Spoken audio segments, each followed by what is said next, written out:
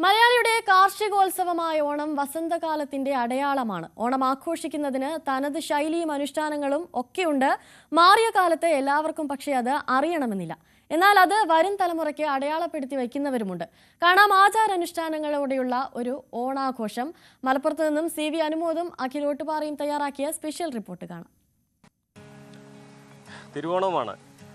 മാറുന്ന കാലത്തിനനുസരിച്ച് ഓണത്തിൻ്റെ ശൈലിയും രീതിയൊക്കെ മാറിക്കൊണ്ടിരിക്കുകയാണ്. ഇപ്പോഴൊക്കെ ഇൻസ്റ്റൻ്റാണ്. എന്നാൽ നാട്ടിൻപുറത്തെ പഴയ ഓണം അങ്ങനെയൊന്നും അല്ല. മണ്ണിൽ ചവിട്ടി നിന്ന്, മണ്ണിനോട് ചേർന്ന് നിന്ന്, മണ്ണിനെ അറിഞ്ഞുകൊണ്ടായിരുന്നു പണ്ടത്തെ കാലത്ത് മലയാളികൾ ഓണം ആഘോഷിച്ചിരുന്നത്. നമ്മൾ ഇന്നുള്ളത് എടപ്പാൾ നീലിയാട് ചന്ദ്രമാഷ് വീട്ടിലാണ്. മാഷൊരു ജൈവ കർഷകനാണ്. അദ്ദേഹത്തിൻ്റെ ഓർഗാനിക് ശൈലിയിലുള്ള ഓണാഘോഷം, അതായത് പണ്ട് കാലത്ത് എങ്ങനെയാണോ ഓണം ആഘോഷിച്ചിരുന്നത്, ആചരിച്ചിരുന്നത്, അതേ ശൈലിയിലാണ് അദ്ദേഹം ഇപ്പോഴും ഓണം കൊണ്ടു നടക്കുന്നതും കൊണ്ടാടുന്നതും. നമുക്ക് ഈ ദിവസം എങ്ങനെയാണ് നാടൻ ശൈലിയിലുള്ള, നാട്ടിൻപുറത്ത് രീതിയിലുള്ള ഓണാഘോഷമെന്ന് കണ്ടു മനസ്സിലാക്കാം.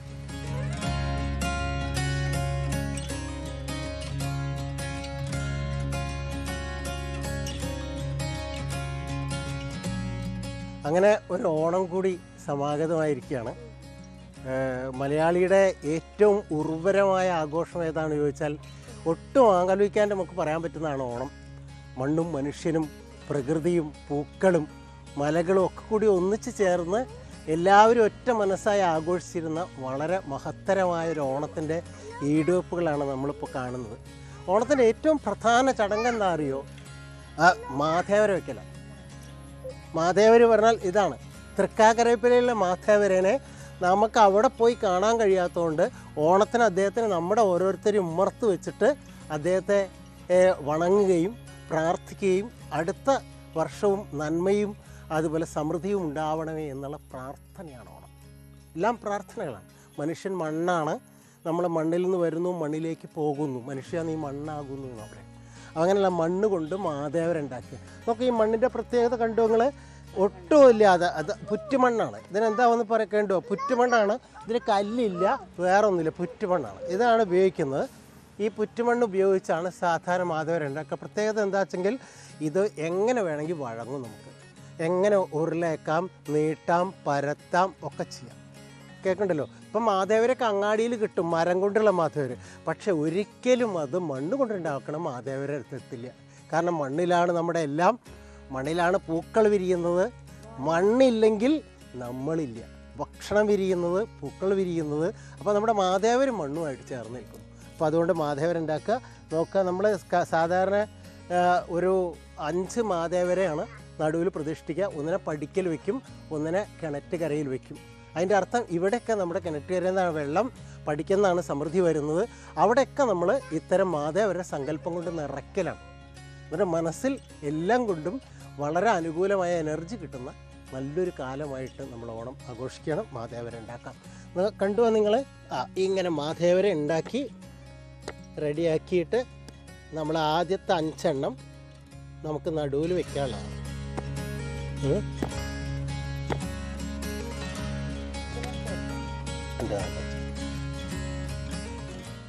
ഇനി നമുക്ക് നടുവിൽ വെക്കാനുള്ള പീഠം വേണം. എന്നിട്ട് പൂവട ഉണ്ടാക്കും.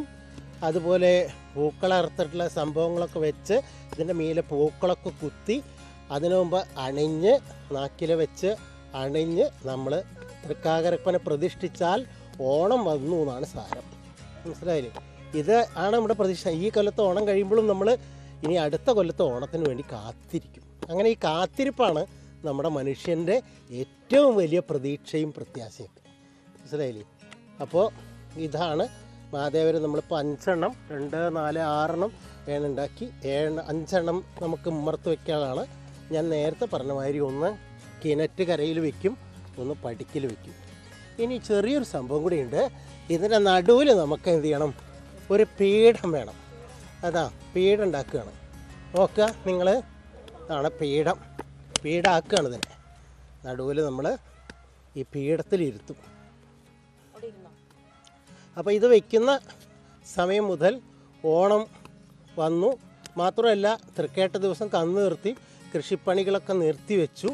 ഇനിയുള്ള 4-5 ദിവസം ഓണാഘോഷമാണ്. ഓണം എല്ലാം മറന്ന് ആഘോഷിക്കുകയാണ് നമ്മൾ.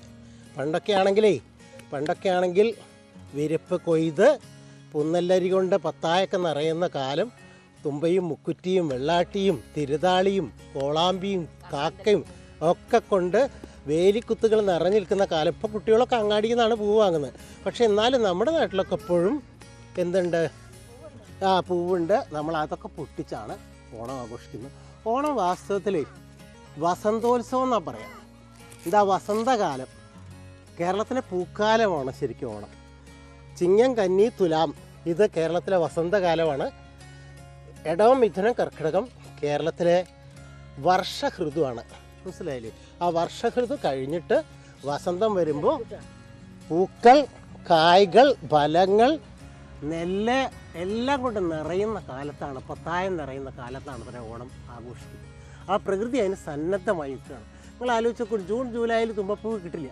ഇപ്പോൾ ഏത് റോഡിൻ്റെ അരുവിലും തുമ്പയും മുക്കുറ്റിയും വെള്ളാട്ടിയും തിരുതാളിയും കോളാമ്പിയും കൊണ്ട് നിറഞ്ഞു.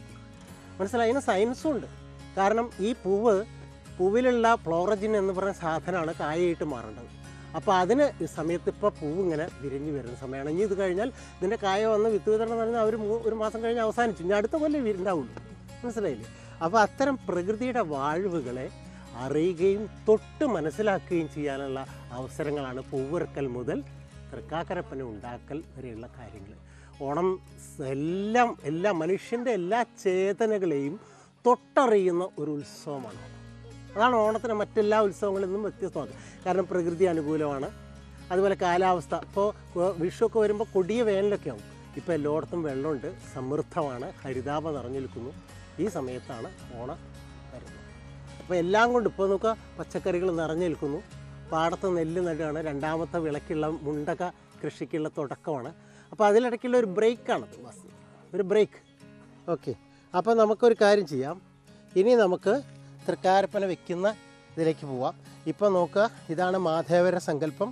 ഇത് നമ്മൾ നേരത്തെ പറഞ്ഞ മാതിരി 5 എണ്ണം നമ്മുടെ വീട്ടിൻ്റെ പുറത്തും, ഒന്ന് കിണറ്റുകരയിലും, ഒന്ന് ഗേറ്റിൻ്റെ അവിടെയും വെക്കാനുള്ളതാണ്.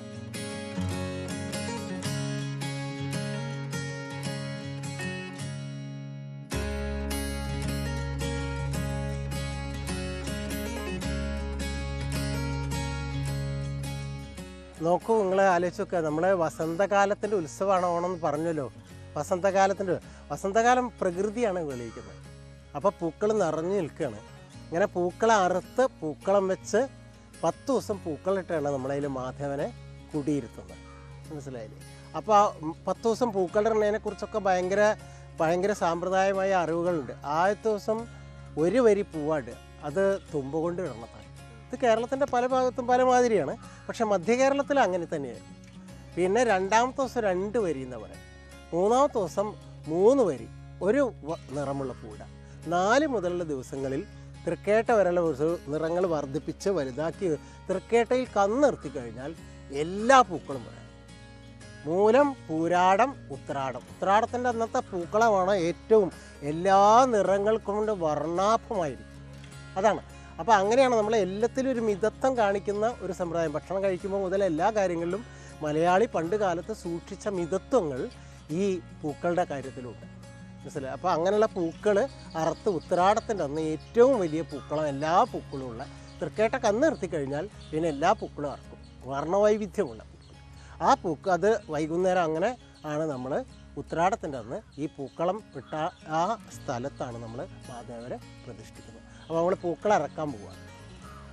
ഇത് അത്രയും വർണ്ണാഭമായ പൂക്കളൊക്കെ ഇറക്കം പൊട്ടിക്കും ഓരോരുത്തർ ഓരോന്നും പൊട്ടിക്കും. തെക്കേക്കര വടക്കേക്കര കണ്ണാന്തളി മുറ്റത്തൊരു തുമ്പ മുളച്ചേ കര വടക്കേക്കര ആന്തളി മുറ്റത്തൊരു തുമ്പ മുളച്ചേ തുമ്പ കൊണ്ടമ്പതു ചോണി ചാമച്ചേ പൂവേ പൊലി പൂവേ പൊലി പൂവേ പൊലി പൂവേ.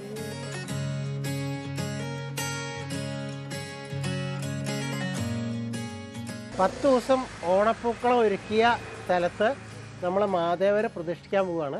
പ്രതിഷ്ഠിച്ച് കഴിഞ്ഞാൽ ഓണത്തിൻ്റെ ആഘോഷം തുടങ്ങായി. മനസ്സിലായില്ലേ? അപ്പോൾ നമുക്ക് അതിൻ്റെ ആദ്യത്തെ പരിപാടി അണിയലാണ്. അരിമാവ് കൊണ്ട്, നല്ല അരിമാവ് കൊണ്ട് നോക്കുക. നിങ്ങളെ കണ്ടോ, ഇത് കാവത്തിൻ്റെ ഇലയാണ്, കാച്ചിലിൻ്റെ ഇലയാണ്.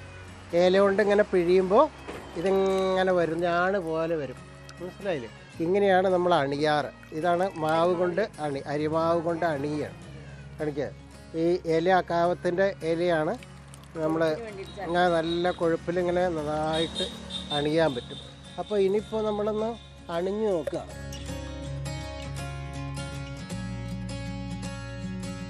ഇതാണിപ്പോൾ നമ്മൾ 5 മാതേവരെയാണ് നേരത്തെ പറഞ്ഞ മാതിരി നമ്മൾ സാധാരണ മുമ്പിൽ വെക്കുന്നത്.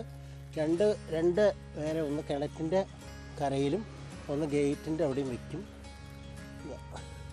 ഇവരെ വെച്ച് ഇനി നമ്മൾ അണിയും, വെച്ചിട്ട് വേണം അണിയാൻ.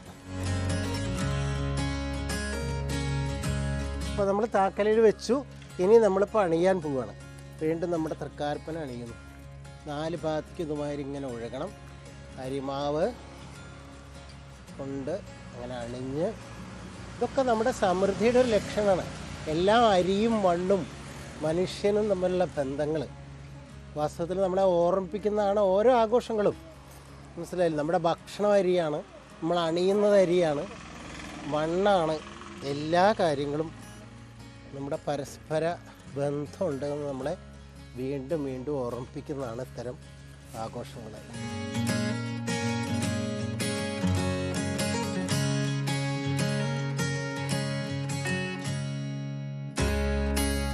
ഇതിലെല്ലാ പൂവുകളും ഉപയോഗിക്കാറുണ്ട്.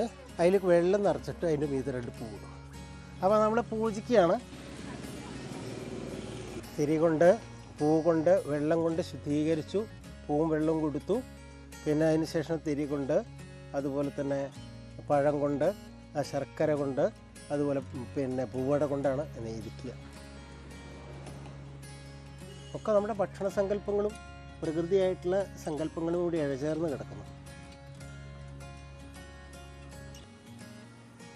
ഇന്ന് മുതൽ ഓണം തുടങ്ങുക. ഓണത്തിൻ്റെ മറ്റ് കാർഷിക വൃത്തികളൊക്കെ നിർത്തിവെച്ചുകൊണ്ട് നമ്മൾ ഈ വസന്തോത്സവത്തെ എതിരേൽക്കുക. മനസ്സിലായി? ഒരു വർഷത്തിൽ മനുഷ്യൻ്റെ എല്ലാ ചൈതന്യങ്ങളെയും ഉണർത്തിയെടുക്കുന്ന ഒരു സംഭവമാണ്. മാത്രത്തിൽ ഈ രണ്ടാമത്തെ മുണ്ടകൻ കൃഷി, ആ മുണ്ടകൻ കൃഷി ഭയങ്കര സ്ട്രെസ്സാണ്. അപ്പോൾ കന്നുകാലികൾക്കൊക്കെ ഭയങ്കര പണിയെടുത്ത് വിശ്രമം ആവശ്യമാണ് മനുഷ്യനും.